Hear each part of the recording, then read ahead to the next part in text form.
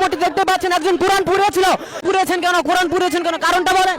কিছুদিন পরপর নাটক, কিছুদিন পরপর নাটক, কোরআন শরীফ অবমাননা করবে, কোরআন শরীফ পুড়িয়ে দিবে, কোরআনকে পায়ে পদতলিত করবে, আর নাটক প্রশাসন ধরে 2 দিন পরে ছেড়ে দেয়। না, এটা মানবো না, দৃষ্টান্তমূলক শাস্তি হতে হবে। তার একটারে ধৈরা যদি দৃষ্টান্তমূলক শাস্তি দেওয়া যায় তাহলে বাকিগুলো আর এই সাহস পাবে না। কোরআনের সাথে এত শত্রুতা, তোর যদি শরীরে আগুন ধরায় দিয়ে ইচ্ছা করে তোর শরীর তুই জ্বালায় দে, তোর বাড়ি জ্বালায় দে, তাও যদি না হয় তোর গ্রাম তুই জ্বালায় দে। কোরআনের সাথে এত শত্রুতা কেন? নিঃসন্দেহে এইটা উপর মহল থেকে কোনো সন্দেহ এবং উপর মহল থেকে বড় কোনো ষড়যন্ত্র, এটা কোনো ছোট ষড়যন্ত্র না। আমি দৃষ্টি আকর্ষণ করছি, প্রশাসনের দৃষ্টান্তমূলক শাস্তি চাই, একে যেন ছেড়ে দেওয়া না হয়, কঠোর শাস্তি চাই। কোরআন পুড়িয়েছেন কেন, কোরআন পুড়িয়েছেন কেন, কারণটা বলেন।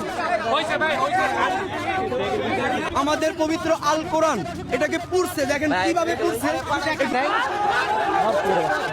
দর্শক দেখতে পাচ্ছেন এখানে একজন কোরআন পুড়িয়েছিল টিএসসি চত্বরে, তাকে পুলিশ কিন্তু হেফাজতে নিয়ে যাচ্ছে, আর তাকে কিন্তু সাধারণ জনতা কিন্তু মারধর করছে। দর্শক যেমনটি দেখতে পাচ্ছেন পুলিশের হেফাজতে কিন্তু আছে এবং তাদেরকে কিন্তু মারধর করছে। দর্শক যেমনটি দেখতে পাচ্ছেন।